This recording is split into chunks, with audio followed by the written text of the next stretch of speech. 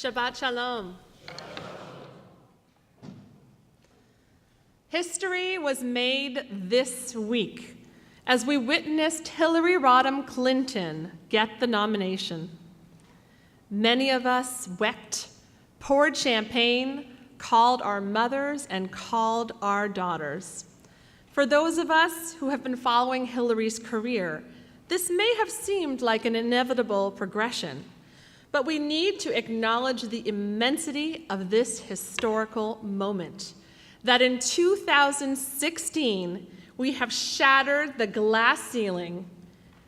Here I am, a woman rabbi, and this profession has only been permitted to me because 44 years ago, Sally Priesand broke the glass ceiling.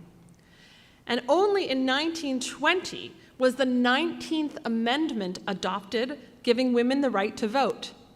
And now, just shy of 100 years later, it is astounding, almost a miracle, that a major political party has nominated a woman for president. Now that the glass ceiling has been broken, girls and women can really embrace the fact that they can become anything, even president.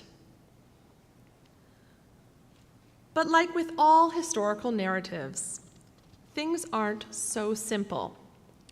On the other side of the aisle, we can see a regressive narrative for women.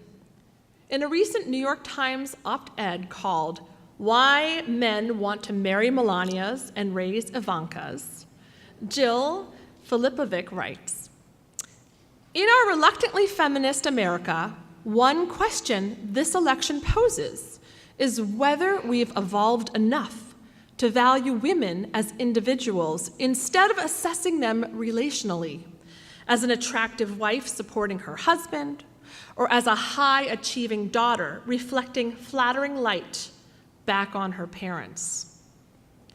So on the one hand, in a breathtakingly short period of time, women have entered into areas of professional achievement that were previously unobtainable. That I'm standing before you now as one of your rabbis exemplifies this. And yet, I am disappointed by the double standard that still exists. We've seen this before. It's as pervasive as our oldest stories. In fact, we see a parallel to this situation in an episode in this week's Torah portion, in which women are given rights that were previously denied to them. Here's the setup.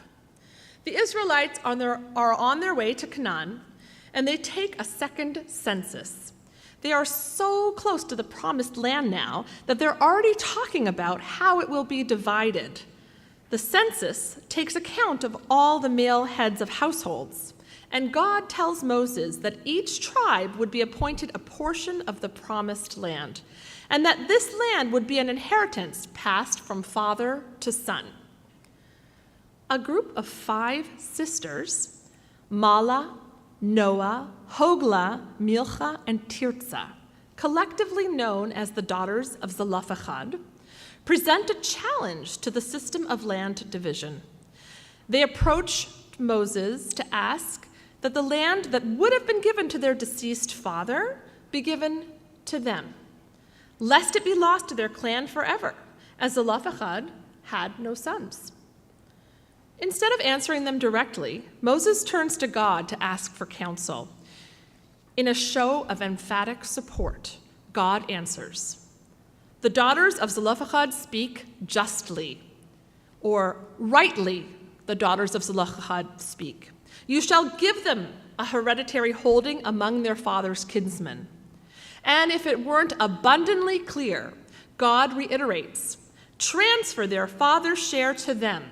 And furthermore, God takes the opportunity for this example to determine law for the future. God says, "To the Israelites you shall say, if a man dies and he has no son, you shall cause his inheritance to pass to his daughter. This shall remain for Israel as a legal norm." And with this, the law is changed permanently. In a sense, This is amazing. We see that God, in partnership with people, expanded legal formulation and made amendments. Furthermore, we can see that the ownership of this process was open to all people, not just some elite class, but in this case, what would have been considered one of the most powerless class of people, orphaned women. They were listened to, and they made an impact on law. This story of the daughters of Zelophehad is one of only 4 times when God weighs in on a legal ruling between people in the Torah. When considering that there are hundreds of laws in the Torah, we must ask, why does God weigh in here? God weighs in so that there would be no controversy. The Israelites might have rigidly clung to the idea that the land would only pass to sons, even if it meant losing an entire clan's inheritance were there no sons. They might have felt that there was only one way to observe the law, rather than to have allowed it to expand as it is applied to real-life situations that demand it. The daughters of Zelophehad show that the spirit of the law is more important than the letter of the law, and that in a living, breathing, constantly changing world, we must let the values and ethics that laws are intended to support be the guide. So there's a lot to celebrate about this episode in the Torah. Justice and fairness prevail. Women are given land, which gives them the potential to sustain themselves without the support of a husband or father. The daughters provide a model of what the rabbis considered to be exemplary of virtuous women. They used their intelligence to choose the most opportune moment to plead their case. They waited until all the land was being allotted and made their case in the most public forum. They are admired for their knowledge of Jewish law, and they are respected for their astuteness. A colleague of mine, Jason Navarez, shared that they also provided an effective model for social change. The daughters demonstrated how a shared vision and a sensible approach and a demonstration of evidence could bring about a positive outcome. Now, this all made sense if a woman who inherited land did not marry, as she would be permitted to own the property outright. But for women who got married, it wasn't so simple. Married women functioned as mere placeholders, passing down an inheritance from their fathers to their husbands and sons.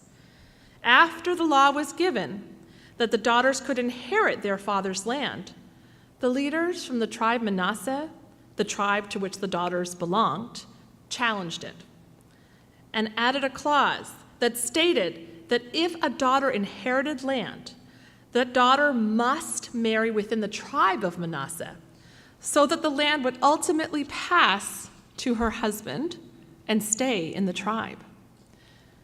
So while the daughters of Zelophehad represented a shattering of a glass ceiling of sorts, the narrative about the status of women was complicated. Many read this story of the daughters of Zelophehad as a feminist text, but no story is severed from its historical context. We are always challenged to keep 2 realities alive at the same time. So while on the one hand, the daughters of Zelophehad helped effect significant change to the law and empower women, on the other, they lived in a certain historical time and place in which women did not have full status. And now, Hillary Rodham Clinton has shattered a glass ceiling that changes the American landscape forever going forward. Yet, on the other side of the aisle, old gender stereotypes prevail. But still, I celebrate this historic moment. While we have more work to do for equality, we have reached a major milestone and are further towards that goal than ever before.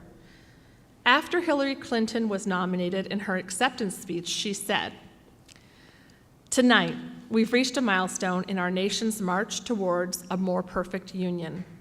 The first time that a major party has nominated a woman for president.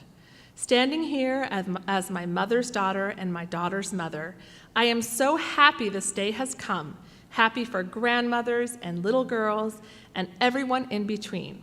Happy for boys and men too, because when any barrier falls in America, for anyone, it clears the way for everyone.